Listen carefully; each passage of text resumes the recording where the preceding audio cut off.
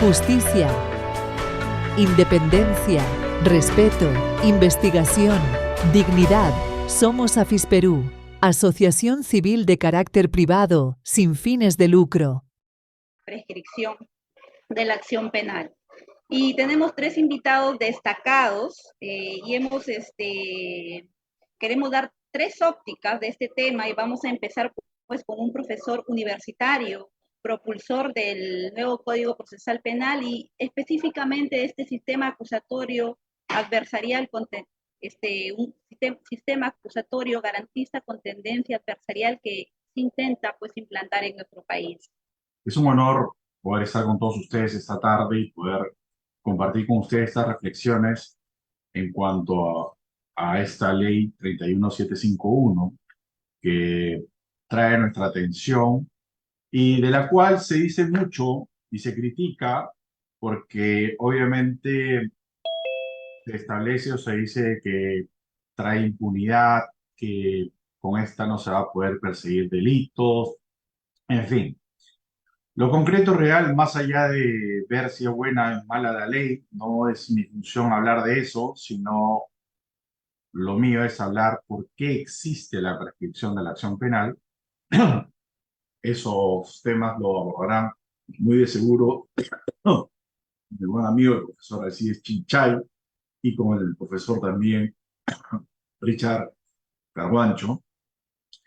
Es que, en primer término, en cualquier Estado social y democrático de derecho, el Estado no puede perseguir de manera indefinida a las personas por cualquier comisión de un delito. Es decir, no los puede perseguir de manera indefinida. No cabe ningún tipo de delito, escúcheseme bien, por el cual uno lo puede perseguir de manera atemporal. ¿Por qué razón? Porque si creemos o consideramos que la pena tiene una justificación, la única forma de hacerlo es dentro de un plazo razonable. Y esto es así para aquellos que creemos que la pena tiene una finalidad y nosotros consideramos que la pena tiene la finalidad de resociabilizar al individuo. Hoy, idea que cada vez cae más en deterioro, pero aún mantenemos esa posición. Porque si es que uno considera que la pena no tiene esa finalidad o esa función, claro, uno podría hablar de aspectos que la prescripción o la inexistencia de la prescripción como tal.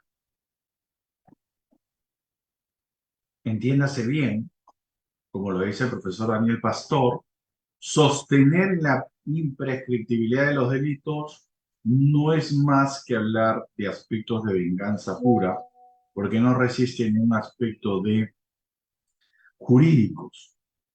En un texto que habla la profesora Rosaura Chinchilla Calderón al analizar la prescripción de la acción penal en Costa Rica, Investigaciones Jurídicas S.A., refiere ella claramente al citar al profesor Pastor de manera muy adecuada lo siguiente en la página 23.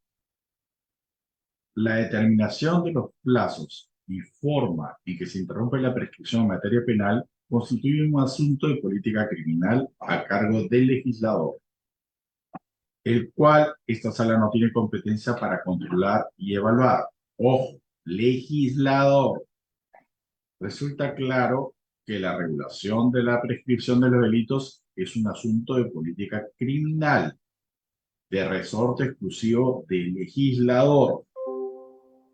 Por esa razón, agrega además que es muy importante que agrega que si bien no existe un derecho constitucional a la prescripción, lo que existe es un derecho a la seguridad jurídica, a la legalidad e igualdad, pero desde el punto de vista constitucional. mientras los plazos para la denuncia, investigación y juzgamiento de los delitos establecidos por el legislador sean razonables y estén definidos y limitados por la ley, no se afecta a derecho constitucional alguno. ¿Qué es lo que nos pretende decir?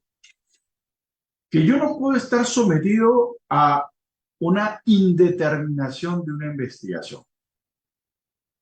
Y quiero decirles, mis queridos amigos y amigas, es lo que ha estado sucediendo en el Perú con el famoso artículo 339 del Código Procesal Penal, que no era su función, y la indebida interpretación que se ha estado realizando en todos estos años ha traído como consecuencia, lamentablemente, esta mala interpretación del 339 numeral 1.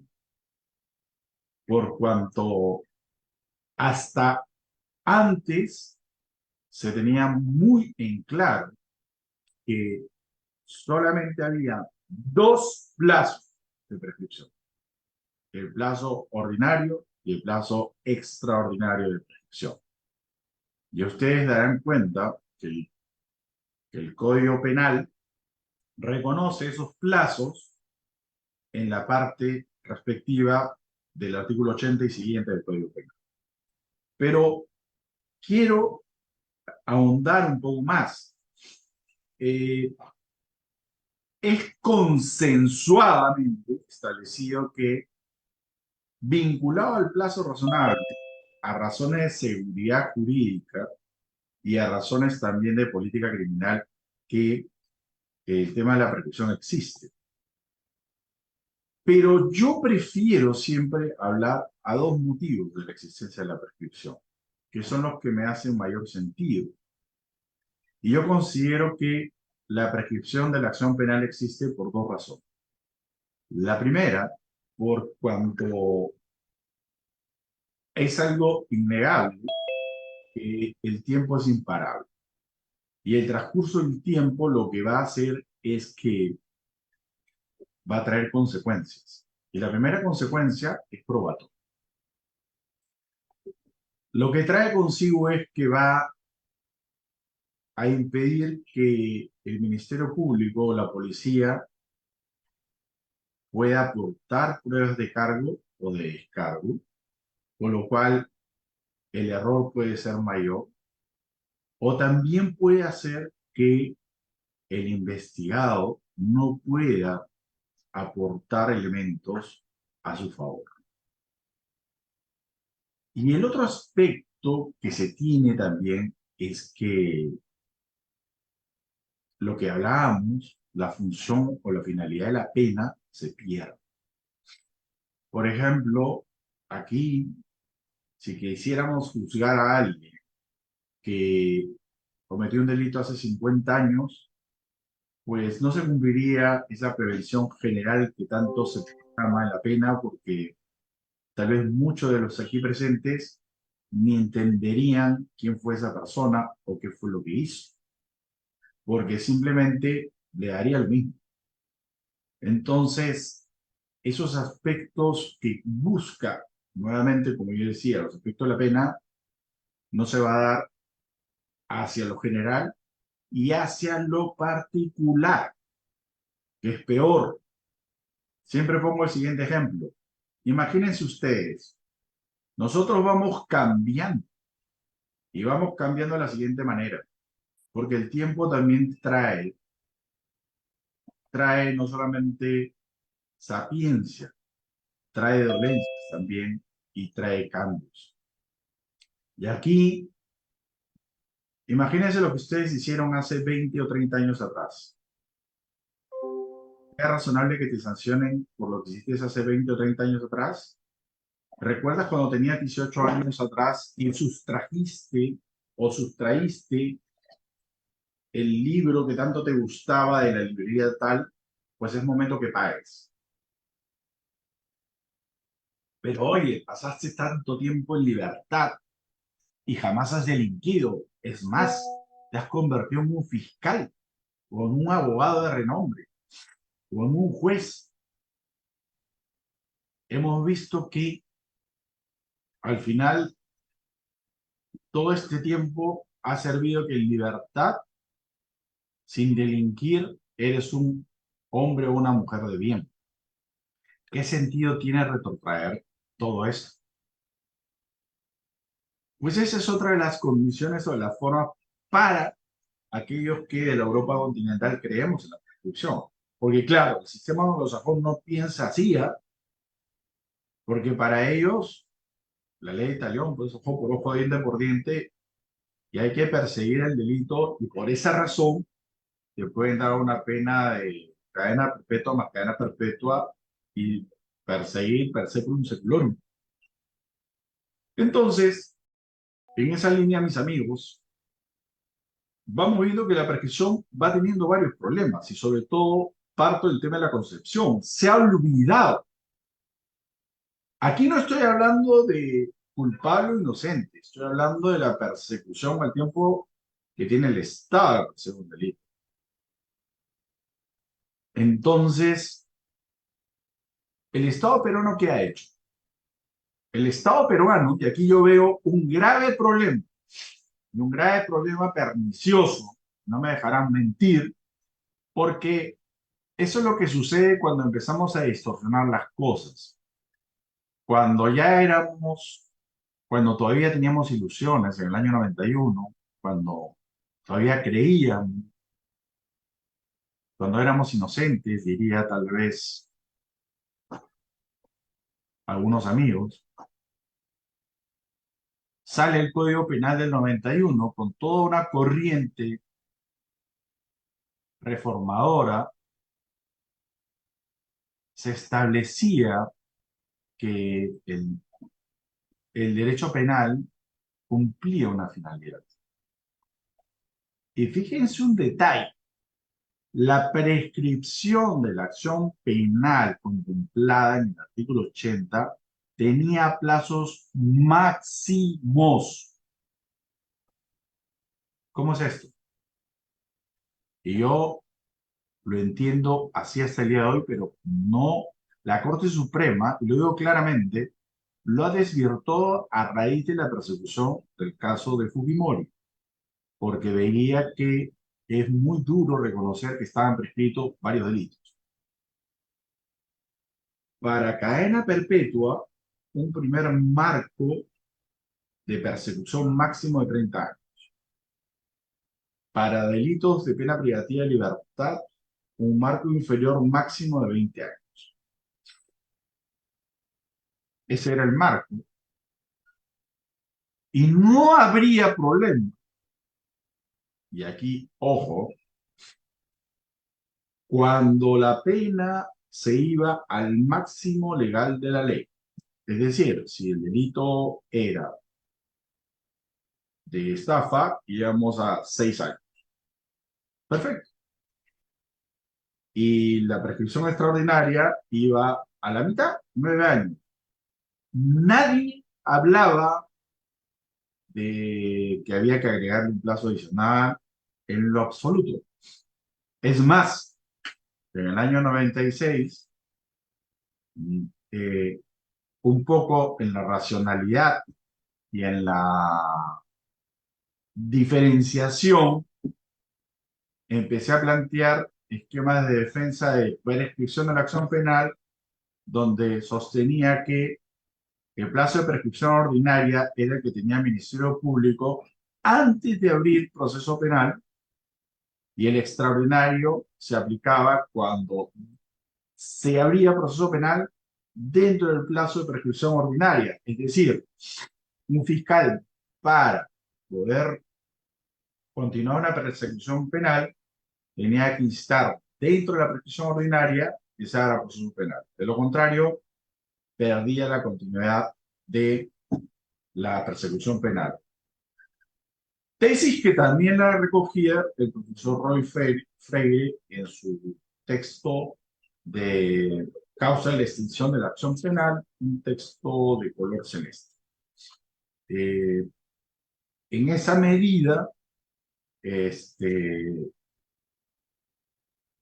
algunos tribunales de Lima lo cogieron, otros no tanto, y tiene una razonabilidad, porque el Código Penal está mal redactado cuando dice que hay actuación del Ministerio Público, que se debe entender que se tiene que ir al plazo de prescripción extraordinaria. No entra por razones de tiempo cuáles son o no. Pero digo esto, ¿por qué? Porque el Código de Procedimientos Penales con el nuevo Código Procesal Penal no dista mucho en cuanto a las etapas. Son prácticamente lo mismo, solamente que la labor de investigar que le correspondía al juez en su momento, se la hemos trasladado al fiscal. ¿Qué quiere decir? Que la formalización de investigación preparatoria es equivalente a lo que viene a hacer el autor del proceso penal, solamente que no hay control. En esa línea, en mi posición, la formalización lo que va a establecer es que mientras no haya formalización, vamos a contar un plazo de prescripción ordinaria y tendremos que ir a una prescripción extraordinaria cuando ya hay formalización. Sin embargo, en la década del 2000, con los casos de Fujimori, se empezó no solamente a establecer o a desconocer lo que dice el artículo 80 del Código Penal, este marco de prescripción máximo que es determinado por la ley, o 30 para la cadena perpetua, 20 para los delitos temporales cuando es privativa de libertad, sino ya hablar de aspectos de suspensión.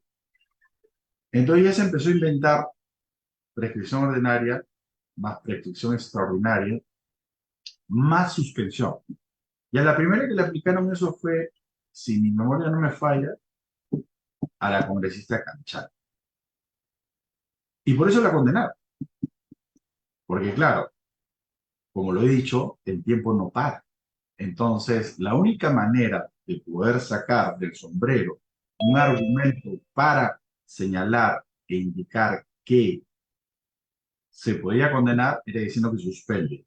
Pero, oh sorpresa, en la doctrina, la suspensión de la prescripción en la cual sale la posibilidad de ampliar es en la cuestión previa y la cuestión prejudicial, que es justamente que nosotros tenemos en el artículo 84, que es justamente lo que ha modificado la ley 31751. Entonces, va agarrando cierta forma. Entonces, seguimos caminando y el 2004 saca el Código Procesal Penal, se entra en Guaura, pero yo diría que ya hacia el 2010 ahí empiezan a haber las nuevas interpretaciones y los nuevos problemas para decir, oye, en realidad, ¿qué quiere decir la suspensión?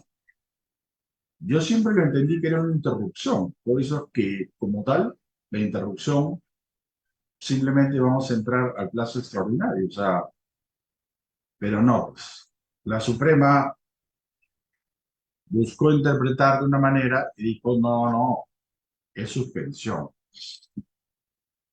Pero creando una categoría, o tratando de crear una categoría nueva,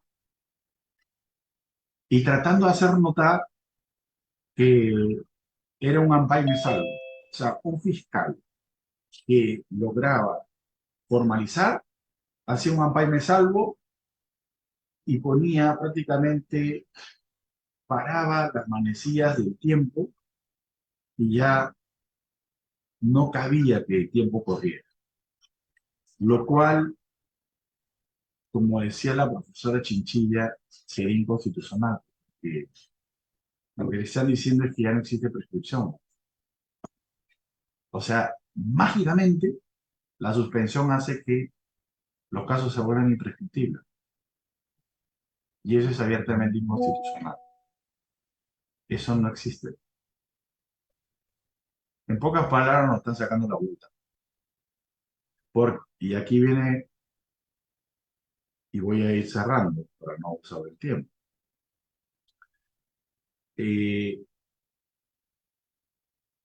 La esencia de la prescripción no hay que olvidarlo. Y aquí hay otro tema bonito, para tesis. Nosotros vamos al plazo máximo de la pena, ¿no?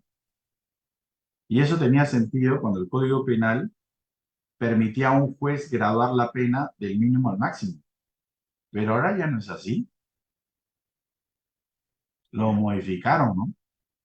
Lo modificaron porque la Suprema también lo pidió. Ahora estamos bajo el tercio. Entonces, ¿por qué un primario tienes que aplicarle la prescripción en el máximo de la pena? Si a él nunca le vas a dar la máxima de la pena.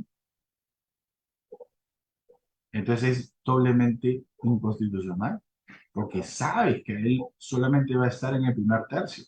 Y te doy un ejemplo. Si a esa persona tú le vas a dar prisión preventiva, jamás cuando haga la prognosis del juez lo va a mover fuera del primer tercio. Es decir, lo tratas peor que culpable. Ah, eso no lo has cambiado, ¿no? ¿Por qué? Porque no es popular. Dos ideas con esto cierro. 3. El artículo 41 de la Constitución reconoce aspectos de prescripción para funcionarios públicos y reconoce la imprescriptibilidad para delitos cometidos para funcionarios públicos. Y curiosamente dice que la acción penal es imprescriptible. O sea, la Constitución dice en el Perú que es imprescriptible. Pero echa la Constitución, echa la trampa. En los supuestos más graves, conforme al principio de legalidad, no hay ley. Y como no hay ley, no hay delitos imprescriptibles sin corrupción de funcionarios. Segundo, la Corte Suprema, en el recurso de casación 1862 del 2021 en Lima, reconoce en el fundamento quinto que el 339.1 es un supuesto de naturaleza material y dice que la formalización de la investigación suspenderá el curso de la prescripción. Dice que esto es de naturaleza material, porque a pesar que esté en el Código Procesal, solo opera en delitos funcionariales. Y por tanto, se debe entender que es de naturaleza material. Esto es importante. ¿Por qué? Porque con mayor razón. O sea, si es naturaleza material, entonces lo que vamos a conversar ahora, y mi buen amigo Alcides, los dos Richard hablarán, es que justamente la ley 31751, que modificó esta norma, va a hablarnos sobre eso. Porque ya la Suprema lo ha dicho, y solamente adelanto un poco. A algunos les incomoda que diga un año. En realidad, para mí es inconstitucional por dos razones. Una, ni siquiera debió haber dicho un año. No cabe que se suspenda por ningún día. Y segundo, quien lo hizo no tiene ni idea que el proceso tiene tres tipos de investigaciones: simple, compleja y crimen organizado. Entonces, ¿cómo vas a equiparar a todas por igual? Finalizo. La prescripción de la acción penal tiene un sentido y no establece ningún tema de impunidad por cuanto no se ha determinado ni juzgado a una persona, ni se ha establecido el aspecto de su responsabilidad. Solamente el transcurso del tiempo ha demostrado que el Estado ha demorado más allá de lo necesario del tiempo para poder realizar un juzgamiento debido contra una persona.